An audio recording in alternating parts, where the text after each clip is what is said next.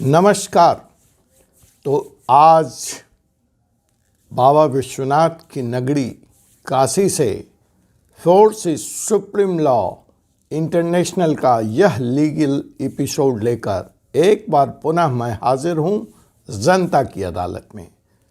जी हाँ जनाब, मैं doctor Ajay Kumar Pandey, advocate Supreme Court of India, Banaras Kashi आया हुआ था। तो सोचा आपको कोई लीगल अपडेट, कोई लीगल मुकदमा काशी का ही अगर सुनाया जाए तो कैसा रहेगा। तो यही प्रयास है। आपने अभी तक अगर फोर्स सुप्रीम लॉ इंटरनेशनल के इस चैनल को सब्सक्राइब नहीं किया है तो ज़रूर सब्सक्राइब कर लें, बेल आइकन बटन को भी दबा लें ताकि आपको कानून की ताज़ा जानकारियाँ शहर दर शहर, परत दर परत और तारीख दर तारीख समय से मिलती रहीं। जी हाँ जनाब, हम लगातार तुनिशा शर्मा सुसाइड प्रकरण की बात कर रहे थे, उसके कानूनी पहलू की बात कर रहे थे। हाँ, मुझे याद है आपने कमेंट बॉक्स में मुझे इस केस में ज़मानत के क्या पहलू हैं, प्रावधान हैं, उस पर बात करने की बात कही है। मैं करूँगा। आप लोगों में से कुछ लोगों ने मुझे कंझावल प्रकरण की भी बात करने की बात कही है, उस पर भी बात होगी। हल्द्वानी में लोगों के टूट रहे घर पर और उनको बेघर करने के सवाल पर भी, जिसका मुकदमा आज सुप्रीम कोर्ट में सुना जाना है। लेकिन माहौल थोड़ा ज़्यादा गंभीर हो गया है तुनिशा शर्मा और उस पर बनने आने वाले मेरे तमाम एपिसोड को लेकर। तो लगा थोड़ा आज आपको लीक से अलग हटकर कुछ कानून की बातें बताता हूँ, सुनाता हूँ। कमेंट बॉक्स में आप इस प्रयास की सराहना करें। इस प्रयास के बारे में और क्या किया जा सकता है यह बताने का आप कष्ट करें। जनाब, अगर मैं कहूँ कि कानून और भावना कौन बड़ा होगा, कमेंट बॉक्स में बताइए, तो आप कहेंगे कानून। और यही देश का संविधान है। देश संविधान से चलता है, कानून से चलता है, भावनाओं से नहीं चलता। अगर मैं आपसे दूसरा सवाल पूछूं कि कानून और व्यक्ति कौन बड़ा होगा, आपका फिर जवाब होगा कानून। और जनाब, मैं अगर आपको एक ऐसे मुकदमे के बारे में बताऊं जहां दो मृत आदमी ने सुप्रीम कोर्ट को भी कटघरे में खड़ा करने का काम किया है। हाँ, दो मरे हुए लोग, और वो लोग भी नहीं हैं, उनकी कब्रगाह, दो लोगों की कब्रगाह ने इस देश में सुप्रीम कोर्ट को भी और उसके फैसले को भी लागू नहीं होने दिया। इसी मुकदमे की बात होगी। आपसे अगर मैं पूछूं कि किसी एक मुकदमा के फैसले होने में कितना वक्त ज़्यादा से ज़्यादा लग सकता है, अगर वह मुकदमा डिस्ट्रिक्ट कोर्ट से शुरू होकर सुप्रीम कोर्ट तक भी जाता है तो कितना साल लगना चाहिए, देखते हैं आपका जवाब जनाब। सरकारें चिंतित है, प्रधानमंत्री चिंतित हैं, चीफ जस्टिस ऑफ इंडिया चिंतित है देश में लंबित मुकदमों को लेकर। आए दिन कई तरह के नए प्रयोग, जजों की संख्या बढ़ाना, त्वरित सुनवाई, डिजिटल टेक्नोलॉजी का उपयोग, ताकि लोगों को जल्द से जल्द न्याय मिल सके। क्योंकि एक कहावत है, justice delayed is justice denied. देर से मिला हुआ न्याय न्याय न मिलने के बराबर है। तो कई तरह के प्रयोग हो रहे हैं। निर्भया कांड के बाद हमने देखा कि फास्ट ट्रैक कोर्ट्स भी बनाए गए जहां लोगों को त्वरित न्याय और तत्काल न्याय मुहैया कराया जाए। देश में लंबित मुकदमों की संख्या कम हो, इसको लेकर पूरा देश परेशान है, चिंतित है। लेकिन आइए हम एक ऐसे मुकदमे की बात करते हैं जिसकी शुरुआत आज़ादी से पूर्व, जी हाँ जनाब, अंग्रेज़ों के ज़माने में हुई और आज तक जिसका फैसला नहीं आया।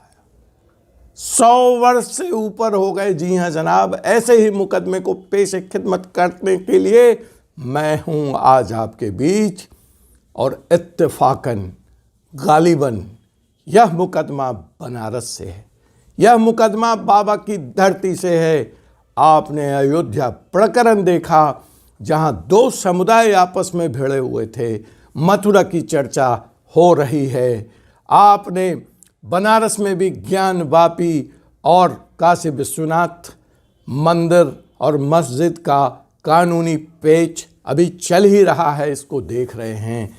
लेकिन जनाब, यह मुकदमा तो ऐसा मुकदमा है जो एक धर्म विशेष का भी है, एक ही धर्म विशेष का है, फिर भी इसका फैसला अटका पड़ा है आज भी। तो आइए इस मुकदमे की शुरुआत करते हैं। जी हाँ जनाब, यह मुकदमा 2 एकड़ जमीन को लेकर बनारस में एक जगह है दोषीपुरा, उसी से संबंधित है। जी हाँ जनाब, ये दोषीपुरा वही मोहल्ला है जिसने बनारस को उसकी शान दी, उसकी अजमत दी। बनारस जिसके लिए प्रसिद्ध है, अपने बनारसी साड़ियों के लिए, ये यहीं बनता है। यहीं के बुनकर और यहीं के कारीगर 6 फीट 6.5 फीट लंबे सिल्क की साड़ियों को बनाकर मुगल कालीन डिज़ाइन का इस्तेमाल कर बनारसी साड़ियों को विश्व स्तर पर प्रसिद्ध करने का काम करते हैं। यह अलग बात है कि 100 साल में न वह कलाकारी रही, न वह बुनकर रहे, न वह हथकरघे रहे, सबका स्थान पावरलूम ने ले लिया है। और आज यहाँ इनके बच्चे अलीगढ़ मुस्लिम यूनिवर्सिटी, दिल्ली विश्वविद्यालय में डॉक्टर, इंजीनियर, वकील, न जाने क्या क्या बन गए हैं। हथकरघा कहीं दिखता नहीं है, पावरलूम है। उस पर आप जनाब चाहिए तो आसाम का सिल्क बनवा लीजिए या कर्नाटक का सिल्क बनवा लीजिए। धीरे धीरे वो मुगल कालीन डिज़ाइन भी साड़ियों से गायब हो रहे हैं, उसका स्थान मॉडर्न डिज़ाइन ले रहे हैं। तो इतना सब कुछ बदल गया इस मोहल्ले में, लेकिन क्या नहीं बदला? और क्या नहीं बदला, सुप्रीम कोर्ट के फैसले के आ जाने के बाद भी वही मुकदमा मैं चर्चा करने जा रहा हूं। जी हाँ जनाब, यही मुकदमा है 2 एकड़ ज़मीन का। 2 एकड़ ज़मीन, महज 2 एकड़ ज़मीन का यह जो जंग है, इसकी शुरुआत होती है सन 1878। Please note it down, it all started in year 1878। जी हाँ जनाब, ये 1878 वही है जब ब्रिटिश साम्राज्य भारत पे हुकूमत करता था और लॉर्ड ल्यूटन गवर्नर जनरल होते थे। उस समय राइट ब्रदर्स का भी प्लेन अभी उड़ा नहीं था। उसके पूर्व 25 साल पहले ये मुकदमा शुरू होता है। किस में? सिया और सुन्नी समुदाय में।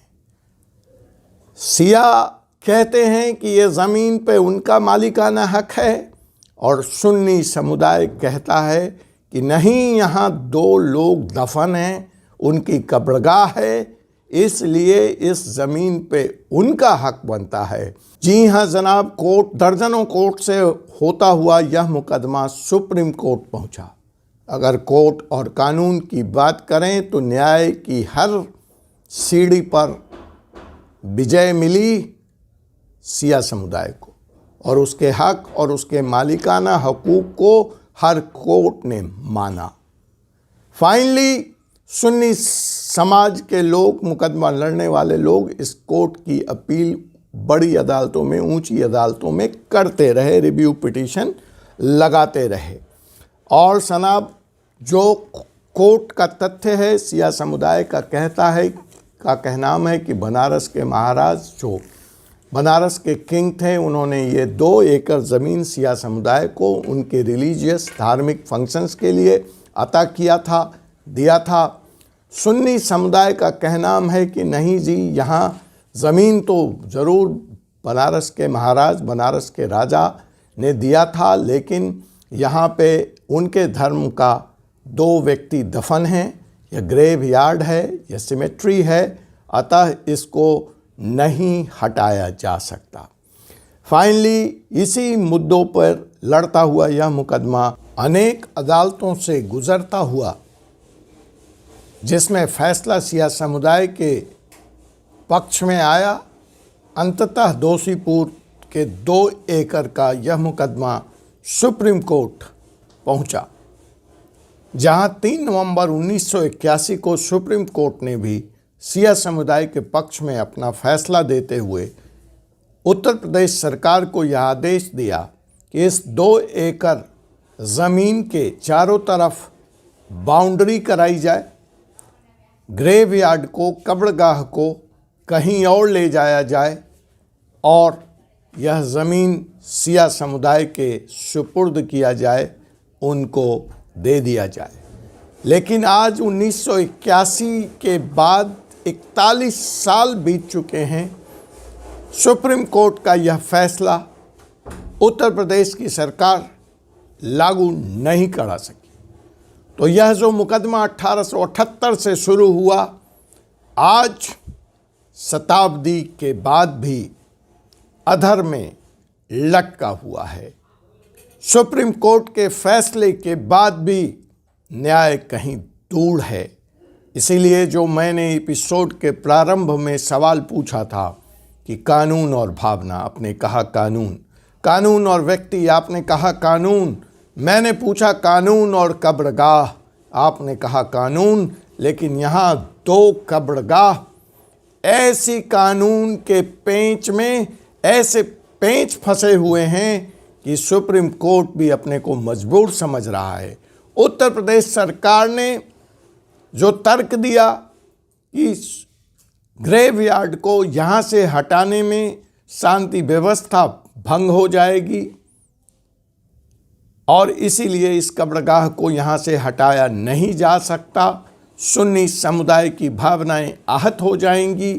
सिया समुदाय का इसके जवाब में ये कहना है कि जनाब, अगर शाहजहां की बेगम मुमताज़ महल का कब्र हटाया जा सकता है तो यह कब्रगाह क्यों नहीं यहाँ से 2 व्यक्ति जो यहाँ दफन हैं उनके कब्रगाह को कहीं और हटाया जा सकता है।